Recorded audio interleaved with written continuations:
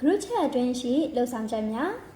chat အတွင်းရှိစာသို့မဟုတ်ပုံဗီဒီယိုကိုဖိလိုက်ပါကအခုလိုလှုပ်ဆောင်ချက်များပေါ်လာမှာဖြစ်ပါတယ်ရှင် copy ဆိုတာလေးကတော့မိမိရွေးချယ်ထားတဲ့စာကိုကူးယူသွားမှာဖြစ်ပါတယ်ရှင် ထပ်ဆင့်ပို့ဆိုတာလေးကတော့ e-message ကိုတခြားတငယ်ချင်းများထံရွေးချယ်ပြီးပို့လို့ရပါတယ်ရှင် တဦးတည်းကိုပဲပို့လို့ရတယ်လို့အများရွေးကိုနှိပ်ပြီးတော့လဲတဦးထပ်ပို့ပြီးပို့လို့ရပါတယ်ရှင် ထို့အပြင်ကိုမှဖုန်းစာအုပ်ထဲကလူတွေကိုလည်းဖုန်းစာအုပ်မှာရွေးချယ်ကိုနှိပ်ပြီးတော့ပို့လို့ရပါတယ်ရှင် စာပြန်ဆိုတာလေးကတော့တစ်ဖက်လူကပို့ပေးထားတဲ့စာသို့မဟုတ်ပုံကိုမိမိဘက်ကစာပြန်လိုက်တဲ့သဘောမျိုးဖြစ်ပြီးကိုပြောချင်တဲ့အကြောင်းအရာကိုရေးပြလို့ရပါတယ်ရှင်ဖြတ်မြည်ဆိုတာလေးကတော့စာကိုဖြည့်လိုက်တာမျိုးဖြစ်ပြီးဖြတ်မြည်ဆိုပါကမိမိဘက်ကရာပြတ်သွားမှာဖြစ်ပြီးတစ်ဖက်မှာတော့ message များပြတ်သွားမှာမဟုတ်ပါဘူးရှင်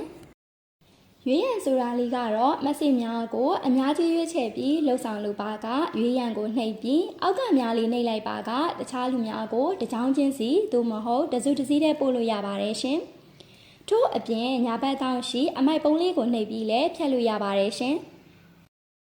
ပြန်ပို့မည်ဆိုတာလေးကတော့ရွေးချယ်ထားတဲ့ message ကိုပဲ chat အတွင်းသို့မူလအတိုင်းပြန်ပို့လိုက်တာမျိုးပဲဖြစ်ပါတယ်ရှင်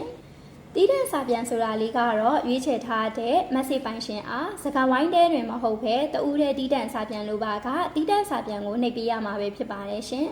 ပင်တွဲဆိုတာလေးကတော့အရေးကြီးတဲ့ message တွေကိုတိတာထင်ရှားအောင်လုပ်တာမျိုးဖြစ်ပြီးပင်တွဲနှိပ်လိုက်ပါကရွေးလိုက်တဲ့ message ဟာချက်ရဲ့အပေါ်ဆုံးမှာရှိနေမှာဖြစ်ပါတယ်ရှင်